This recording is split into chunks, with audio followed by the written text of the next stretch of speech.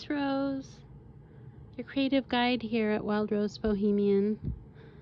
I'm so excited to be here and share with you today.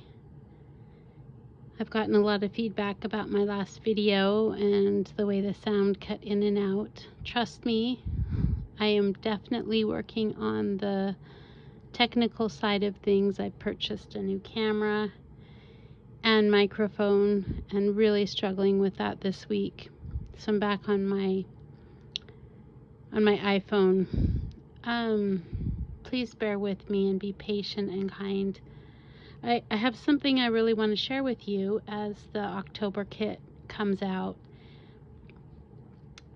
So if you're new here, thank you for joining us, and hope you'll find something that delights you. And if you do, please like and subscribe. And if you're someone who's been here all along, thank you so much for your support. You have no idea how comments, likes, things like that just help me to keep going, and appreciate it so much. So with the October subscription kit coming out, I've had a vision for that for quite a while, and I've become really aware lately of how much I live in the United States, that there is, especially here, I grew up in Canada, but moving from Canada to the US has helped me to really understand how ethnocentric this country is. If you're American, please do not take offense. I don't mean it in an offensive way. I just believe that we could be more aware, and every part of the country could be more aware of the other parts of this world that exist. And so when I was thinking of coming up with my winter things, the winter offerings for WildRoseBohemian, what draws me most in the winter time, if I were to decorate, I love the decorating of things, of the celebrating of things, and sometimes I have to stay inspired. So I wanted really Paris, and my heart really is there. You'll probably notice I do too many French things, but my heart really is there. And so rather than create a Paris kit that was winter, the other piece of that is to exclude people that don't do Christmas or have a specific tradition. I also wanted it to be a little more universal, at least the base part of it. So the base part of this kit, really, let me just show you a little bit of some of the things I've made, because I'm going to show you a quick tutorial on how I added some of this stuff to it. So it's a French haberdashery in 1700 Versailles is the kind of the theme of it. These are some of the tag pieces that I've made with the kit to show it off. It's got a lot of French words. It's got a very neutral color tone. The color tones are really gold, silver, white, cream, and a little bit of kind of beigey color. And that's the base kit. That's what you get when you join on the tribe level. Let me just show you here. The papers that come with it,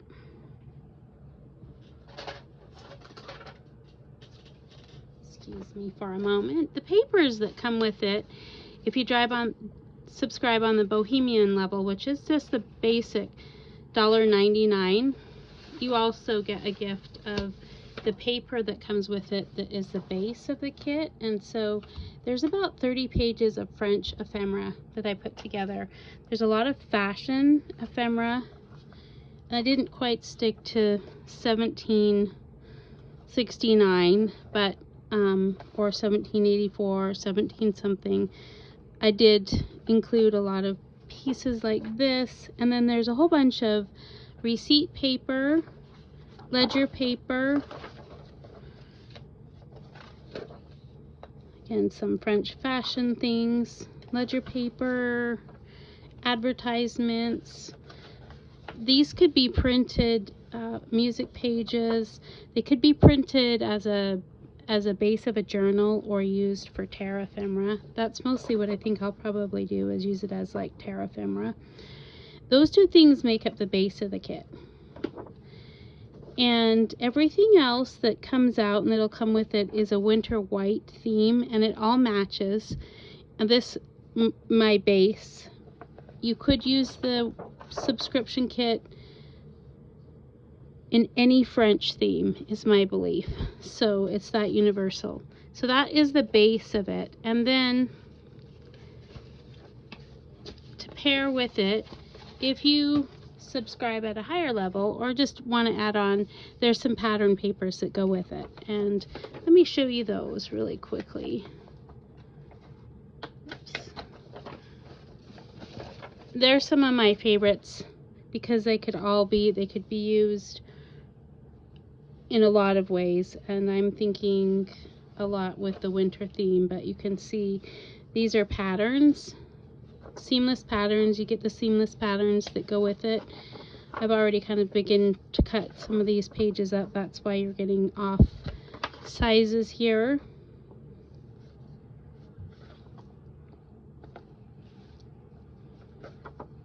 Lots of silver, lots of white, lots of cream, gold, lace. That's just a few of the papers. And then you also, if you're on the next level up, you get a bunch of these girls that they're called the winter white girls, and they're kind of the beginning of showing you what the girls kind of look like. Completely optional, but it's meant to look like a French chateau. Just show you a few of the papers here. There's lots and lots of options. So with that said, as I started to play, I really wanted to emphasize some of the elegance, the simplicity, the glitter, the parts of the holiday time that really bring joy to my heart. So, every year I have purchased, it seems, an embossing paste and not used it because I didn't like it. This year I bought Ranger's texture paste opaque matte, and it caused me to realize how many texture pastes I'd purchased over the last 3 or 4 years and then not used them. This one is one. This one is one. This one is one. And I really was curious what some of the difference was and what it was that I didn't like. One of the things I found that was the biggest test of anything happens to be the paper that I use. And because I want to use a lot of French paper that I have already, this is coffee dyed French, it's like a French hymn book. But the paper is really absorbent, very similar to, I used a lot of the Amazon packaging too, and this will give you a good idea of things. This Amazon packaging is extremely absorbent too. I think it's meant to absorb water in the packaging, but you can see a difference between that and, say, something that is not so absorbent, like for example these paint swatches. I've been working with those a lot. It takes very little, and the image, I don't know if you can see cream on cream, but the pattern is really very, very, very, very different. Okay, I don't see something that jumps out right away, but it's crisp. So what I want to show you is that I discovered some of these other pastes do have their place and do have their, yeah, this is a good idea. See how crisp this is on this type of paper? There definitely is one that stood out as my favorite, and I'm going to show you what I did really quickly with that because I really love the effect that it created, and it'll probably be on a lot of the papers and the different parts of what I do with this kit, because it it speaks to me a lot of what the kit is about. So with no further ado, what I also want to show you really quick is, so notice how on this one, like, this stencil is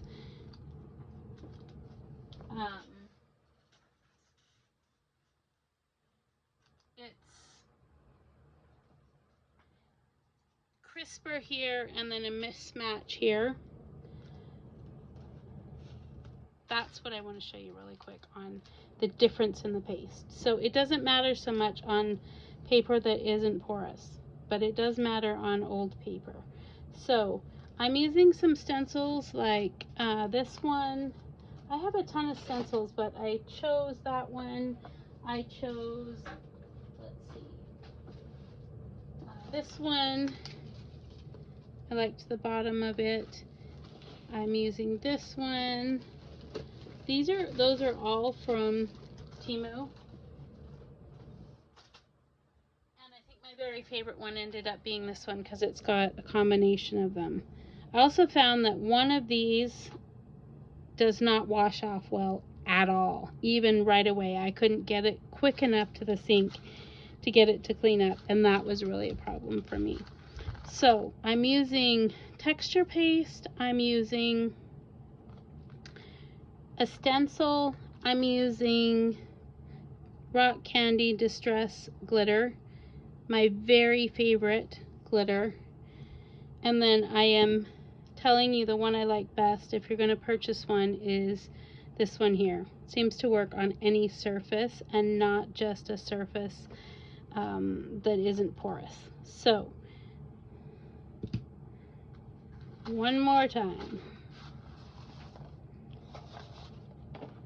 I'm not trying to say the other ones don't work or don't work well. They just have their place, and they definitely have their place depending. One of the key things I found is with this one, oh my goodness, this is the Stamperia. I actually love everything they make, to be quite honest with you. I have more of their stuff than almost any other product out there. I think maybe I was like born in Italy or something, but I want you to see I'm also using this, which instead of a palette knife.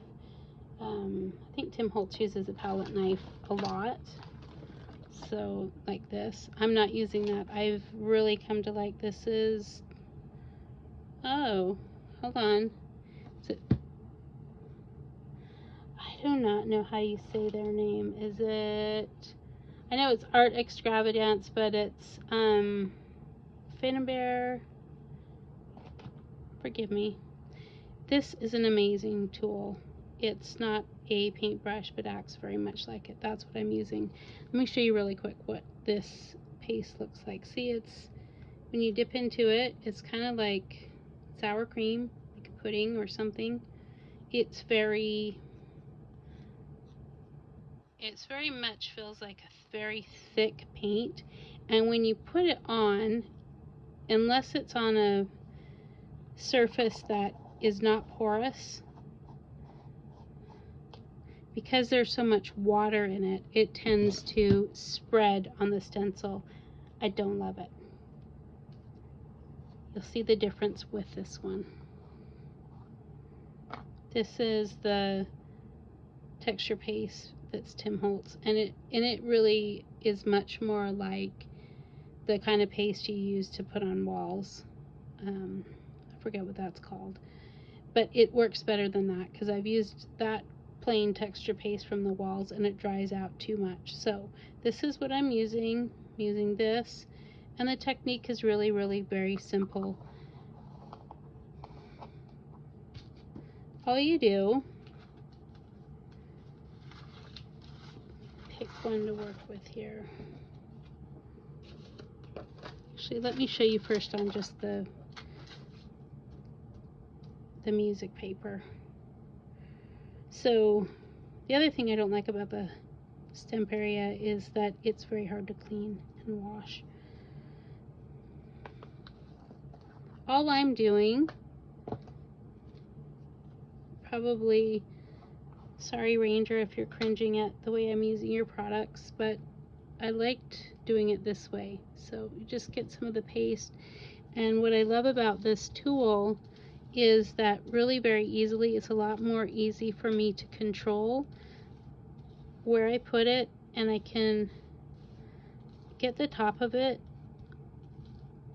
and kind of wipe some off. This is if I'm wanting kind of a more uniform texture. You can kind of grab the excess off the top, but it makes a very crisp outline. So before I wash, I just pour some of this glitter on it, and I cover it pretty liberally. No one ever taught me how to do glitter, so if I'm doing it not the right way, sorry, but and then I just dump the excess back in. And that's all I'm actually doing to create this kind of a look. I've done the very same thing working with this other winter kit that I have, the violet and slate. I also love these colors, so you can see that I've used that with a different stencil, same technique, but I used that other background that has the stencil with the trees and stuff. So that's another sample of what you can do there. That's how I've done all of the kind of frosty pieces on these tags. If you think that these tags are something you'd like me to show you how to make, let me know in the comments. I kind of felt like they were self-explanatory, but if they're not and you want more help, these are just decorated, the tags printed from the kit, and then a few embellishments, but I like the way that that frosty stuff adds to it. I did the same thing here, except for on the places I wanted finer detail. You can see that here. Let me show you that. So that kit comes with some of these wings. Absolutely love the wings, by the way. They can be used in so many different ways in this kit, particularly because I miss my mom during this time. I had an idea to have some images of my mom and then her with the angel wings. So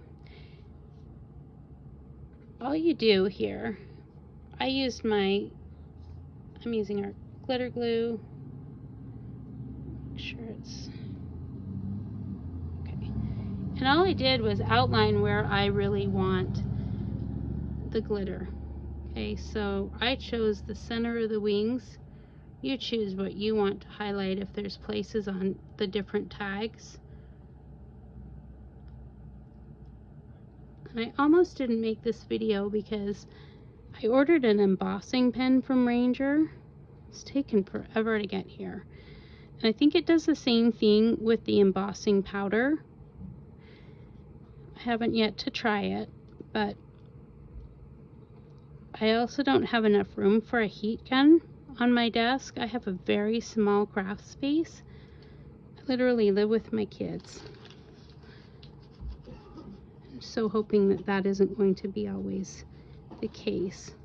But you can see you can direct here where you want the glitter, and it's fine enough because this glitter it's clear. And just pour it on.